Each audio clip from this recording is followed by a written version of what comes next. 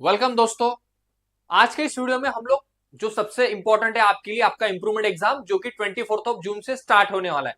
तो उस improvement exam में हम लोग आने वाले 20 दिन में किस प्रकार से तैयारी करें, जो भी आपके सब्जेक्ट्स है फिजिक्स केमिस्ट्री मैथ और बायोलॉजी उसमें किस प्रकार से तैयारी करनी चाहिए सो दैट आपको मैक्सिमम नंबर मिले। तो ये वीडियो आप सबके लिए इंपॉर्टेंट होने वाला है बिकॉज इस वीडियो में मैं जो बताऊंगा उतने अगर आप टॉपिक्स अच्छे से कर लोगे तो आपका जो ग्रुपिंग क्राइटेरिया है जेई मेंस एडवांस के लिए 75+ परसेंटेज आपको चाहिए।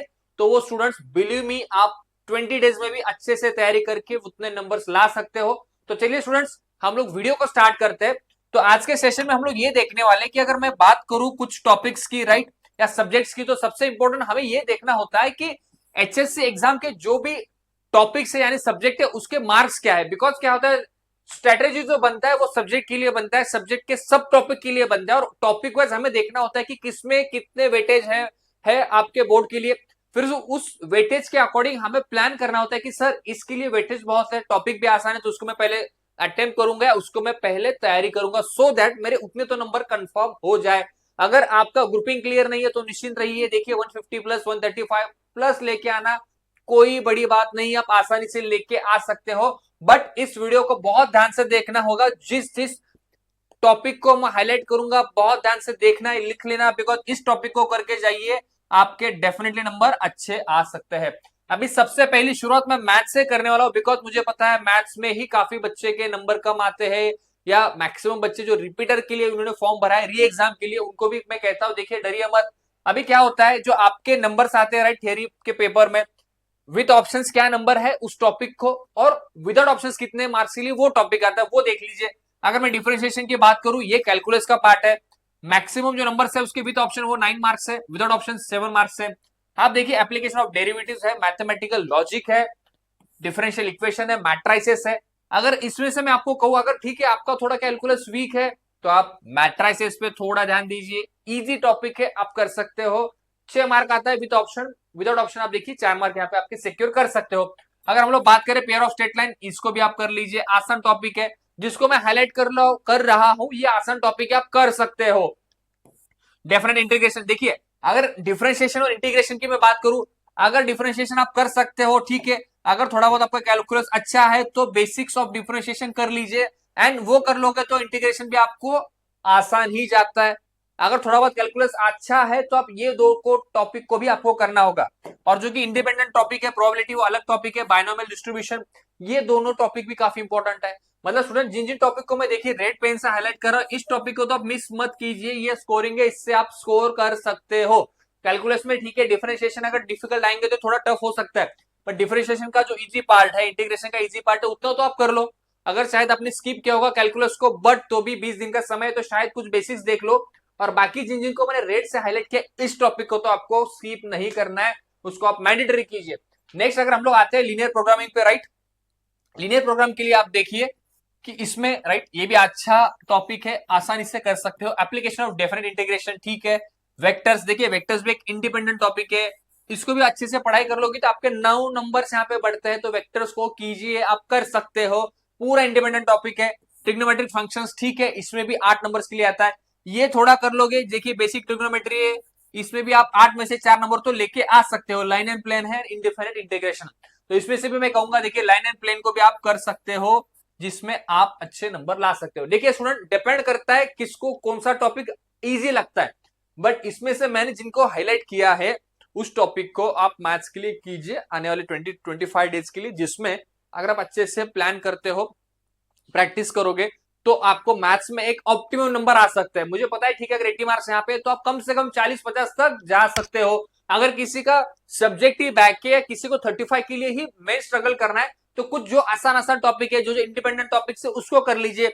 डिफरेंशिएशन का थोड़ा आसान वाला पार्ट है वो कर लीजिए, इंटीग्रेशन कर लीजिए, जिसमें मुझे लगता है कि आप ये कुछ हाईलाइटेड पॉइंट्स को कवर कर लोगे तो डेफिनेटली मैथ्स में आप 40-50 नंबर के अराउंड एक ऑप्टिमम जा सकते हो। ठीक है, हम नेक्स्ट सब्जेक्ट पे आते हैं।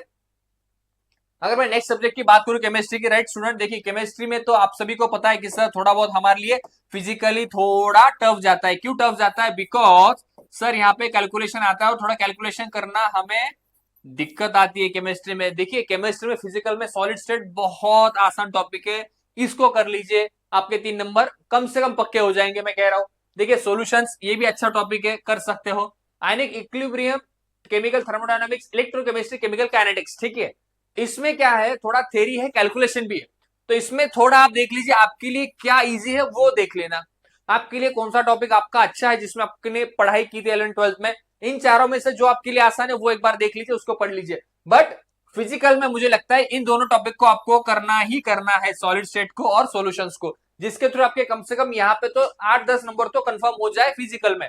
अगर हम आते हैं इनऑर्गेनिक में, देखिए इनऑर्गेनिक काफी स्कोरिंग टॉपिक होता है, इनऑर्गेनिक काफी आसान जाता है। देखिए एलिमेंट्स ऑफ ग्रुप 16, 17, 18 है, ट्रांजिशन है, नियर ट्रांजिशन एलिमेंट्स, यहाँ पे हमेशा क्वेश्चन आता है। कोऑर्डिनेशन कंपाउंड, ये आप देख लीजिए, कम से कम यहाँ पे आप देखोगे 6, 6, 12 और 15, 17, तो यहाँ पे आप 17 नंबर, ये तो प्योरली स्कोरिंग है आपके लिए, ये आप ध्यान से देखना, ठीक है। ये अच्छे से कर लोगे तो यहाँ पे ही आप केमिस्ट्री में स्कोर कर सकते हो, राइट। बिकॉज ये प्योर थ्योरी है, इसमें आपको दिमाग लगाना नहीं, अगर आप अच्छे से याद कर सकते हो, आपका मेमोरी स्ट्रांग है, तो आप यहाँ पे अच्छे नंबर ला सकते हो, प्योरली थ्योरी क्वेश्चन है। अभी भी आपके पास समय है, 20 दिन का, अच्छे से कर लोगे तो यहाँ पे आप स्कोर कर सकते हो, ठीक है। अगर ऑर्गेनिक में हम लोग आते हैं तो हेलोजन आसान है, अल्कोहल्स, फिनॉल्स, देखिए इसमें अगर आप थोड़े से अच्छे से रिएक्शन, कुछ यू नो डायग्राम्स बनाना सीख जाओगे सारी चीजों का, तो भी आप यहाँ पे स्कोर कर सकते हो। Aldehydes, ketones, carboxylic acid, amides, ये सारे इंटरलिंक टॉपिक्स है ऑर्गेनिक में, राइट। ये सारे कार्बन कंपाउंड से सभी इंटरलिंक्स है, बट अगर अच्छे से कर लोगे तो भी आप ऑर्गेनिक में अच्छा स्कोर कर सकते हो। अगर मैं अप्लाइड केमिस्ट्री की बात करूं, राइट, ये biomolecules, right, introduction to polymers, green chemistry and nano chemistry, ये भी पूरा का पूरा स्कोरिंग है, याद रखना, ये काफी इंपॉर्टेंट है। देखिए केमिस्ट्री में 2 ऐसे टॉपिक्स है जिसमें आप अच्छा स्कोर ला सकते हो, जिसके थ्रू आप कम से कम, जिनको 35 के लिए दिक्कत आ रही, ये 2 कर लीजिए, आपका पासिंग हो जाएगा क्लियर। जिनको इंप्रूवमेंट के लिए 75+% चाहिए, तो ये तो करना ही करना होगा, इसके बिना आप केमिस्ट्री का टॉपिक मैं तो कहूंगा स्टार्ट ही मत कीजिए पेपर। तो आपका अप्लाइड केमिस्ट्री कर लीजिए, इनऑर्गेनिक कर लीजिए, थ्योरी बेस्ड क्वेश्चन है, आसान क्वेश्चन आते हैं, इसमें आप अच्छे नंबर ला सकते हो, ठीक है। थोड़ा बहुत ऑर्गेनिक आपके लिए टफ हो सकता है, और मुझे पता है कि फिजिकल में कैलकुलेशन के कारण आप लोग मैक्सिमम क्वेश्चन को स्किप करते हो, बट इन 2 को आप कर ही लो, applied, inorganic, then organic, and उसके बाद फिजिकल। ये आपका सीक्वेंस होना चाहिए केमिस्ट्री के आने वाले 20 डेज के प्लान के लिए, स्ट्रेटेजी के लिए। अगर मैं बायोलॉजी की बात करता हूँ, ठीक है स्टूडेंट्स, बायोलॉजी में आप देखिए, अगर आप बायो के स्टूडेंट्स हो तो आपके लिए देखिए रिप्रोडक्शन, आपको भी पता है यहाँ पे सर हर साल क्वेश्चन आते हैं, ये 8 मार्क से 6 मार्क के लिए काफी अच्छा वेटेज है। जेनेटिक्स है यहाँ पे, तो देखिए बायोलॉजी में क्या होता है, यहाँ पे मेमोरी बेस्ड काफी अच्छे क्वेश्चन है, अगर आप अच्छे से पढ़ाई कर सकते हो, आपको कंसेप्ट क्लियर है, डायग्राम्स आपके क्लियर है, तो आप बायो में अच्छा स्कोर कर सकते हो। मुझे पता है कि बायो में बहुत कम लोग होंगे जिनका मतलब बैक है, जो लोग री एग्जाम के लिए होंगे।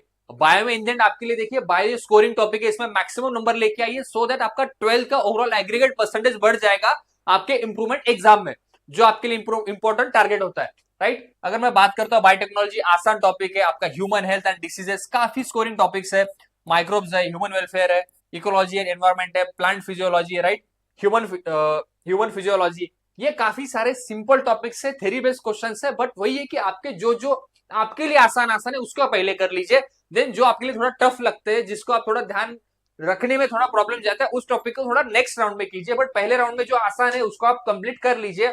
और पहले आप देख लीजिए, अभी फिजिक्स में हम लोग आ रहे हैं, तो इसके पहले हम लोगों ने क्या देखा, मैथ्स देखा, केमिस्ट्री देखा, बायो देखा। बायो आसान है, अच्छे से थ्योरी कर लो, आपका हो जाएगा। फिजिक्स में हम लोग आते हैं, देखिए फिजिक्स में क्या है, राइट, फिजिक्स में देखिए रोटेशनल डायनामिक्स के लिए 7 नंबर से, तो थोड़ा बहुत जो आपका मैकेनिक्स वाला पार्ट है, right, mechanical properties of fluids है, काइनेटिक थ्योरी, गैसेस, रेडिएशंस, ये भी अगर अच्छे से कर लोगे ना थ्योरी, तो कुछ थ्योरी है, कुछ प्रॉब्लम्स है, यहाँ पे भी आपके अच्छे नंबर बन सकते हैं। अगर मैं थर्मोडायनामिक्स में आता हूं तो देखिए थर्मोडायनामिक्स आपके लिए केमिस्ट्री में भी है, यहाँ पे भी है, तो थर्मोडायनामिक्स स्कोरिंग है अगर आप अच्छे से कर लोगे। ऑप्टिक्स आपको पता है ये सब प्योरली अलग टॉपिक है, मतलब ऑप्टिक्स यहाँ पे आप देखोगे तो प्योरली इंडिपेंडेंट है, मतलब मैकेनिक्स अलग पार्ट है, ऑप्टिक्स पूरा अलग पार्ट है। ऑप्टिक्स बच्चों को आसान जाता है, अगर जहां तक मुझे पता है, तो ऑप्टिक्स आप अच्छे से कर लीजिए, यहाँ पे आपके 10-11 नंबर या 12 नंबर आप कवर कर सकते हो। इलेक्ट्रोस्टैटिक्स में आइए, यहाँ पे 4 नंबर के इलेक्ट्रोस्टैटिक्स है, करंट, इलेक्ट्रिसिटी, मैग्नेटिक फील्ड्स, तो देखिए ओवरऑल इलेक्ट्रिसिटी एंड मैग्नेटिज्म, ये काफी स्कोरिंग होता है फिजिक्स में, इसको आप कर सकते हो, जो कि आसान है आपके लिए। ऑप्टिक्स आपके लिए आसान है, देन उसके बाद आप मैकेनिक्स को ले सकते हो, मतलब शुरुआत आप इलेक्ट्रिसिटी से कीजिए या ऑप्टिक्स से कीजिए, जो कि इजी पोर्शन है आपके लिए फिजिक्स में, एंड देन आप चाहो तो आपका जो मैकेनिक्स है उसको आप कर सकते हो, ठीक है। नेक्स्ट अगर हम लोग आते हैं, जैसे मैंने कहा कि इलेक्ट्रोमैग्नेटिसिटी है, सर्किट्स है, structure of atom, nucleus, oscillation, dual nature of radiation and semiconductor, ये पूरा पार्ट जो है फिजिक्स का, ठीक है।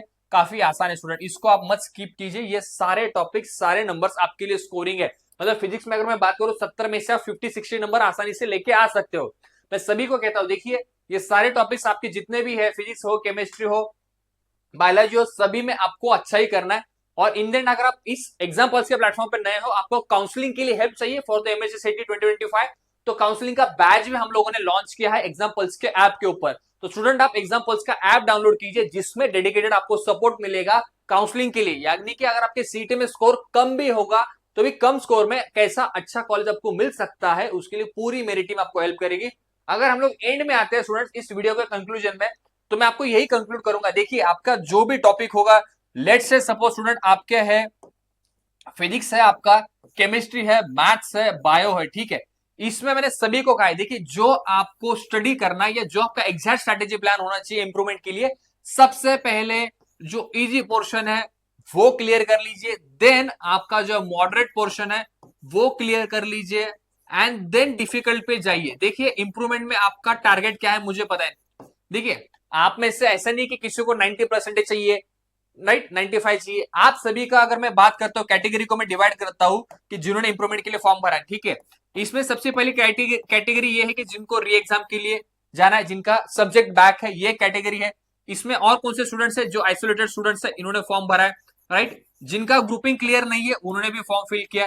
तो ग्रुपिंग वाले भी है, उसमें कौन से हो सकते हैं, उसमें पीसीएम का भी ग्रुपिंग के स्टूडेंट्स हो सकते हैं या पीसीबी के भी हो सकते हैं, एंड तीसरे स्टूडेंट्स हो सकते हैं जेई मेंस के एस्पिरेंट्स। तो इसमें आप देखोगे स्टूडेंट्स तो री एग्जाम वालों और आइसोलेटेड के जितने भी स्टूडेंट्स है इनके लिए क्या चाहिए, देखिए इनको मिनिमम क्या चाहिए, सर मुझे 35 प्लस भी नंबर आ जाएंगे ना सर तो भी मैं खुश हूं, बिकॉज इनको सब्जेक्ट क्लियर करने में इंटरेस्ट है। ये जो कैंडिडेट्स है, अगर हम लोग बात करते हैं ग्रुपिंग वाले जो कैंडिडेट्स होंगे पीसीएम पीसीबी के लिए, इनके लिए इंपॉर्टेंट क्या है, इनको फिजिक्स केमिस्ट्री मैथ और पीसीबी में कम से कम अगर मैं बात करूं इनको चाहिए 150 प्लस मार्क्स, इनको चाहिए तीनों सब्जेक्ट में मिला के। तो इनके लिए क्या चाहिए, इनका टारगेट है कि बस सर मुझे फिजिक्स केमिस्ट्री मैथ में एक 50-50 मार्क्स चाहिए। मतलब सभी का अगर मैं देखूं तो सबको मिनिमम 50 मार्क्स स्कोर करना है, ये आप सभी का टारगेट है आपके इंप्रूवमेंट एग्जाम के लिए। अगर हम लोग जेई एस्पिरेंट्स की बात करते हैं तो जेई एस्पिरेंट्स वालों को क्या चाहिए कि सर ओवरऑल एग्रीगेट परसेंटेज मुझे 75% चाहिए। तो इसमें से भी इनके पास एडवांटेज क्या आता है कि इनके पास पीसीएम है जेई वालों के लिए, आपके पास देखिए आपका इंग्लिश है जो कि स्कोरिंग है, एंड देन आपका कंप्यूटर साइंस हो सकता है, आपका आईटी हो सकता है, आपका इलेक्ट्रॉनिक्स हो सकता है। तो इसको आप एडवांटेज लीजिए इन सब्जेक्ट का आपके 75 के क्राइटेरिया के लिए। और इनके केस में अगर मैं बात करता हूँ जे एडवांस के लिए जिनको 75 चाहिए, वो लोग ऑलरेडी अच्छे होते हैं उनके फिजिक्स केमिस्ट्री मैथ में, तो वो आसानी से इस फिजिक्स केमिस्ट्री मैथ में 60 नंबर लेके आ सकते हैं, या 50 या 60 के भी रेंज में रहेंगे तो भी ये लोग आसानी से 75% का टारगेट अचीव कर सकते हैं, याद रखना। तो रही बात किन की है, देखिए स्टूडेंट्स तो मेजोरिटी जो क्राउड है इंप्रूवमेंट के लिए फॉर्म फिल किया है उनको चाहिए 150 प्लस मार्क्स। अगर आपको फिजिक्स केमिस्ट्री मैथ या बायो में 50-50 मार्क्स चाहिए स्टूडेंट्स, तो मैंने ऑलरेडी कहा है देखिए अगर आपको 50 प्लस चाहिए तो स्ट्रेटेजी ध्यान में रखना, जो इजी क्वेश्चन है, इजी पार्ट है सभी सब्जेक्ट का वो क्लियर कर ही लो, राइट। दूसरा अगर मैं कहता हूं कि सर मॉडरेट को भी कवर कर लो, मतलब आपको इजी 100% क्लियर करना है, ये मॉडरेट 100% क्लियर करना है, मतलब आने वाले 20 डेज में जो भी फिजिक्स केमिस्ट्री मैथ बायोलॉजी आपके सब्जेक्ट्स होंगे सारे इजी टॉपिक, मॉडरेट टॉपिक्स देख लीजिए, उसको लिख लीजिए, लिख के प्रैक्टिस कीजिए, बिकॉज ये रिटर्न एग्जाम है, इसमें ऐसे नहीं कि आप याद रख के कर लोगे, नहीं ये रिटर्न एग्जाम है तो आपको लिख के प्रैक्टिस करना होगा। और आपके पास समय बचता है, थोड़ा बहुत टाइम है, तो कुछ डिफिकल्ट टॉपिक्स को कर लीजिए, इसमें से जो भी कुछ सेलेक्टिव है, इसमें याद रखना आपको सेलेक्टिव होना है, सेलेक्टिव टॉपिक कर लीजिए, तो मैं कह रहा हूं आसानी से भी कर लोगे। मैं प्योरली थ्योरी की बात कर रहा हूं, याद रखना, मैं प्रैक्टिकल्स के नंबर्स भी ऐड नहीं कर रहा हूं, याद रखना। तो भी आप बहुत अच्छे से स्टूडेंट्स 50-50 नंबर्स तक जा सकते हो। अगर प्रैक्टिकल्स के नंबर ऐड करेंगे तो वो आपके लिए तो बोनस ही है, बट इस हिसाब से प्रैक्टिस कीजिए, आपका जो टारगेट है 75 का 100% आप अचीव कर लोगे।